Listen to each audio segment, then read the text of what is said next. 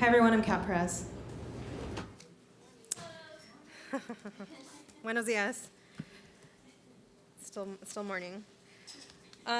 So the other day, I was hanging out with a white male Republican. Oh my God, that's getting recorded, huh? That doesn't happen too often, but of course I got into a conversation about immigrant rights are disability rights, and I got a little pushback on that. And this has kind of been my life recently, now that I've moved out of just the disability activist space into the rest of the 99.9% of the world, which doesn't understand ableism and disability studies and disability justice. So more than ever, I'm being challenged on things that I and probably all of you here sort of like intuit, that immigration rights are definitely disability rights, for example. So first I'm going to give a little bit of an update because immigration law keeps changing every day. And then we'll go back to that question. I think the big one that everyone's heard about over the summer, can anyone guess? Family separation. So just to recap on that, Attorney General Sessions, another white male lovely person, came and proclaimed a zero tolerance policy, which essentially said that folks who cross the border undocumented are going to be charged with a federal crime and put in through federal court, and therefore they were separating their children from the parent. And this had been happening for several months, but then we found out about in the middle of summer that awful number of 2,000, and then it kind of kept creeping up. I think it was like 2,300 children have been separated from their families. And then eventually, President Trump, in all his goodness, publicly, had this executive order to stop the family separation that he started. And luckily, I think kind of what the theme is not a lot of this stuff is going through Congress. This is all policies that are being made by the administration, through executive orders, through court orders, stuff like that. And then we're seeing a lot of this play out in the courts. So this is sort of a similar theme here. So we found that a court mandated that the government reunite, you guys remember this? Reunite all the children with their parents. And they gave them a deadline, right? They had like 30 days. They had 30 days to reunite all children, and they had 2 weeks to reunite children under 5 years old. And right now I was just looking on my Instagram. Do any of you follow ACLU on Instagram? Or yes. It's been 79 days since that deadline, and not all the children are reunited with their parents. And at one point, like, the government was trying to make it like the ACLU and other nonprofits authority to be the ones to reunite, but no, it's the government's authority. They need to reunite. And what's the big issue here is that a lot of these parents, like a couple weeks ago, was like 180 kids still hadn't been reunited. So think about all those conditions that they were talking about. These kids essentially in jails with cold food and not able to touch each other. There were, claims of sexual assault. These horrible, horrible conditions for these children, right? At least a couple weeks ago, I didn't figure out yesterday, there were still 180 kids. And 140 of those kids, their parents were deported. So every day you see on Instagram, the ACLU puts up the new number of how many days it's been. And I just, I think about those kids with the parents who have been deported, and how long is it going to take for them to be reunited? And they need to be, and we need to demand that they need to be. And a lot of their parents too, if you don't remember, were pretty much coerced into signing their own deportation because the government was telling them, you'll be reunited with your kids if you self-deport or something like that. Anyway, which also screwed up a lot of these parents' initial screenings for asylum cases. So, like I said, a lot of this is going to get played out in the court, and hopefully some of those parents, what we're working toward is some of those parents who were deported will come back and will be able to redo their asylum claims. of course, establishing their credible fear. Speaking of asylum, why don't I go to that?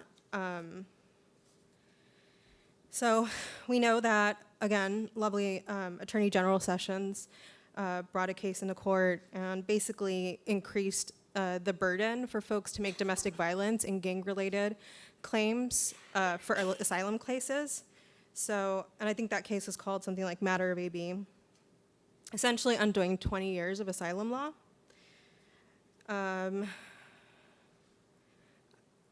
And ICE is detaining right now about 40,000 people a night. Sorry if this is all rushed. I have 15 minutes. Okay. TPS, temporary protected status, another thing that we've undone, right? From El Salvador, Sudan, Haiti, Nepal, Honduras. TPS has ended. And of course, this has gone through the courts as well. They're being sued. And also, if you guys remember the S-hole comment, am I allowed to cuss here? Yes. Okay. If you guys remember the shithole comment, that was related to these TPS cases and how the comment was made by President Trump that we didn't want folks from these countries, which clearly shows racial motivation, but that will be yet to be. 5 minutes left? Oh my God. Okay. Okay, DACA. Let's just end with this is like the high note, I guess, is that renewals are open, so we could still have renewals, but there's sort of a split in the court system. You might have seen recently that one court, I think in DC, said that we can issue new DACA permits, but then like a court in Texas said something else. So all of this is gonna end up in the Supreme Court, we think. So that's why, elections have consequences and Supreme Court justices and even lower court justices matter. And then the Muslim ban, that also went through the courts as well, and they found that that was facially neutral. No racism there. So the big one that I was really trying to get to, the new one, was this week. Have you guys heard of public charge? So now we have another proposed regulation called public charge, which is this law that has been in the INS since 1882 that says if you're likely to become a public charge, you can't immigrate into the US.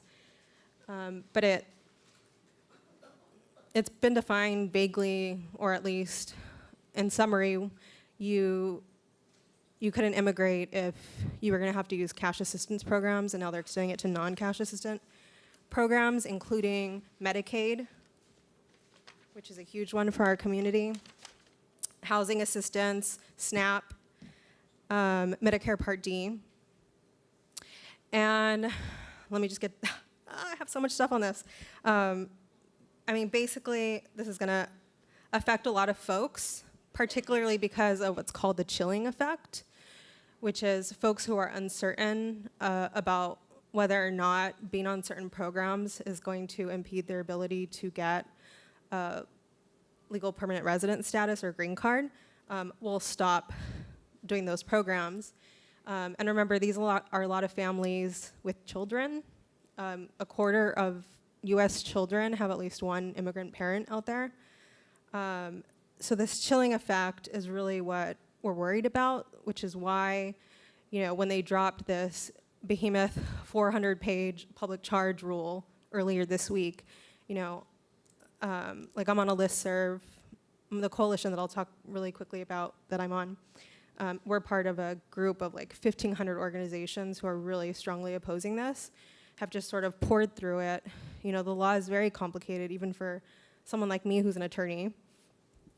So really, it's just about getting the right information out there to folks, because we don't want folks to go off these programs, which essentially is life or death for many people, particularly people with disabilities. And that's kind of the main theme here, particularly for people with disabilities, it's life or death. But then the second part is that all of this stuff that is going on is gonna create a lot of disability if it hasn't already. I mean, we've heard from the American Pediatric Association that all those kids who are separated, like, forget it. They will have lifetime repercussions, mental disabilities, issues, et cetera. So one thing in particular that I'm interested in, and which is why I'm here, Intersectionality Conference, is that, you know, we're gonna have this new wave of folks who are gonna become disabled and join our community, but have these lived experiences at the intersection of racism and immigration and ableism. So how are we as a community, as a disability community, going to, you know, welcome these people, advocate for these people, et cetera? And to answer the question earlier, and maybe during the Q&A, we can kind of think about this a little bit more. Are immigrant rights disability rights? I think they are. You know, I was trying to explain to this person, well, are employment rights disability rights? Well, yeah. You know, are housing rights disability rights? Like, there's just some categories that are pretty obvious to folks, but for some reason, immigration doesn't compute for some people. But if everything I just said in terms of the incredible impact, particularly public charge, is gonna have Medicaid people on the disability community, and all the new folks who are joining our community doesn't qualify immigration to be a disability rights issue, then I just don't know. And I could make a better argument, but I think I'm out of time. So I have like 5 or 10 minutes maybe to take some questions. If you want to know more about public charge, I have a lot of stuff on that. Oh, and I didn't get to, you should ask me about this. I'm one of the co-founders of the National Coalition for Latinxes with Disabilities, and my co-founder over here, fellow co-founder's laughing. And our acronym is CNLD, because we go by our Spanish name, Coalición Nacional de Latinxes, para Latinxes con Discapacidades. And we work on a variety of intersectional issues at the intersection of Latinidad and disability, but particularly, at least in the past couple of years, starting with Rosa Maria, you guys remember her? The 9-year-old with cerebral palsy who was chased by an ambulance into her operating room and then detained. Our coalition has really focused on this issue of immigration and disability. A, because we believe in it and we want to bring light to it, but B, because we've found that really there is not a lot, which is not to disparage the folks who are doing it, because there are folks who are working at this area, but there are not enough people working at this area of immigration and disability. So we're needed. I feel that like more than ever that our coalition, the work that we do is needed. And one thing I'll plug us in particular that we're doing is we're a bunch of nerds. So CNLD has a lot of, like Lisette back there. We have a lot of PhD candidates or doc, you know, we have a lot of academic people in our coalition. So one thing that's important to us is doing, you know, social justice research. So we do research that is by and for disabled Latinxes, and our next big research project is looking at the intersection of immigration and disability. So we'll be doing surveys and interviewing a bunch of folks. I really did want to end on something positive. You know, vote, that's the silver lining. I remember how I kept saying things are going through courts, so a lot of this stuff takes time to get through. So there is hope, you know, if not, you know, when we change the presidency, even these midterms are really gonna count because we can have at least accountability for what's going on in this administration. Okay, questions? Thank you.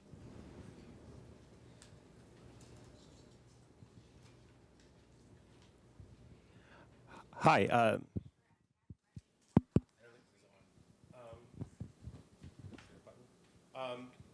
Hello? Do you know how to get this? Test. Hi, thank you so much for that presentation. My name is Colin Killick. I'm a Deputy Director of a Disability Rights Advocacy and Research Organization here called Disability Policy Consortium. I want to get us involved in fighting public charge, and I don't know the best way to start. What's the most effective place or means of doing advocacy on that, do you think? You can go to our page at disabledlatinxcoalition.com, but really we're gonna feed you to protectingimmigrantfamilies.com. And remember I said that CNLD, along with 1,499 plus other organizations, have come together, and we're part of a coalition called protectingimmigrantfamilies.com. But if you can't remember that, go to our webpage too. Check us out, and it'll feed you through there. And they, we've been working with them for like 9 months to prepare for public charge, because remember it was leaked like back in February. So, I mean, if you don't want to go to the federalregister.com and like write your own comment and try to figure that out, PIF.com has language and a lot of information. So, flood them with our comments. The comments, every comment that DHS gets for this proposed regulation, they have to read it, they have to respond to it. So if we can't stop it, at least we can slow down the process or maybe determine how they changed, the outcome of it. In the first 24 hours that it was dropped, there were already over 12. It was over 1,000 easily comments were made. Maybe it was 2,000. I can't remember. Go on my Facebook. I was excited about that. So let's keep it up.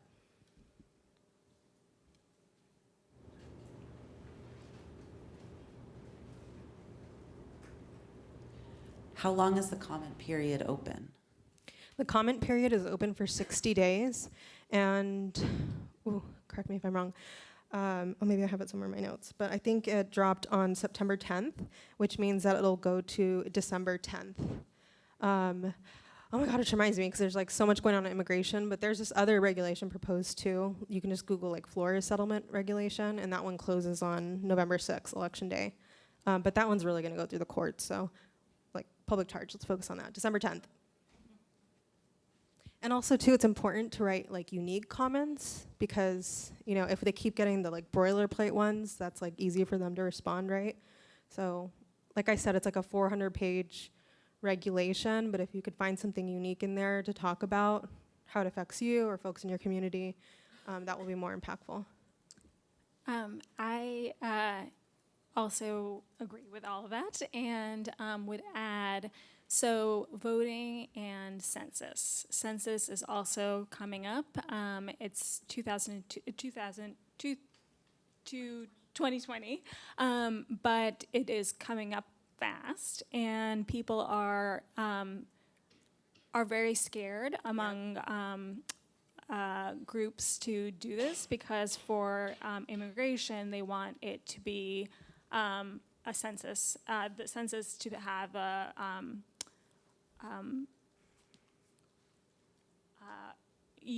immigration to have people be able to register to be a naturalized citizen or not. And I was wondering if you could comment on that. Yeah, Nisha Agarwal, everyone. She's fabulous. She's in New York. She works for the mayor's office, and she really should. I invited her to be up with me because my two panelists couldn't make it because she's an expert on immigration and is becoming an expert on disability. Are you an expert on disability yet? She's learning. We're getting there. So anyway, Nisha's great. But yeah, what was the question? Census, yeah. So kind of like what I was saying about public charge too, right? Like what we're really scared about public charge, even though there's gonna be, most people don't fit this like 250% of the federal poverty line, right? Like even if this were applied to Americans, like, they're saying it would affect a lot of Americans as well. But the big issue here is the chilling effect, right? So folks who have misinformation or are scared are gonna drop out of these programs. Same thing with the census, right? I think, is that it, Nisha? I think like people are afraid. And that's the purpose, right? That's the design of these things, is that they're trying to create fear in our community. And why with the census, right? I mean, for those of us who are like really into politics, this is like obvious to us because they don't want us to get captured in the census, and they don't want us to count for for like drawing the lines of, someone fill that in for me, for representation, right? So it's about you guys as advocates.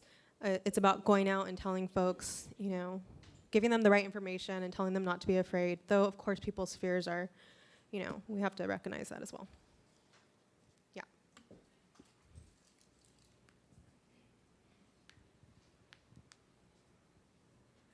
This is Lydia. I've been live tweeting a lot of this in the previous session, so you can find me on Twitter, on Facebook. But if any of you are interested in submitting comments on what Kat's been talking about on either of these current proposals, this is something I've done a lot, and I'm happy to help and provide guidance to people who want to, but are like, I don't know what the fuck that is or how the fuck to do that, and it kind of scares the fuck out of me. So you can find me online or in person if you're interested in doing that, have time and spoons, but don't know how, and I'm happy to help. Woo! Sorry, that was really loud. I think we have time for one last question. Just as a brief plug, in addition to Lydia's amazing work, Medicaid Matt on Twitter and Autism Self-Advocacy Network and a bunch of other disability orgs have recently released statements against public charge that have language you can kind of rip and use for your own comments. So if you're looking for kind of ways to describe your own experiences, or if you don't have language or vocabulary, feel free to like take that shit, rip it apart, find bits and pieces that work for you, and then put them into your, and then help that. Basically what I'm saying is feel free to like take apart whatever language is out there from all of those statements, and that can be a really good jumping off point. That's what I did when I was in college and was still trying to figure out how anything, yeah, just a tip. Thank you.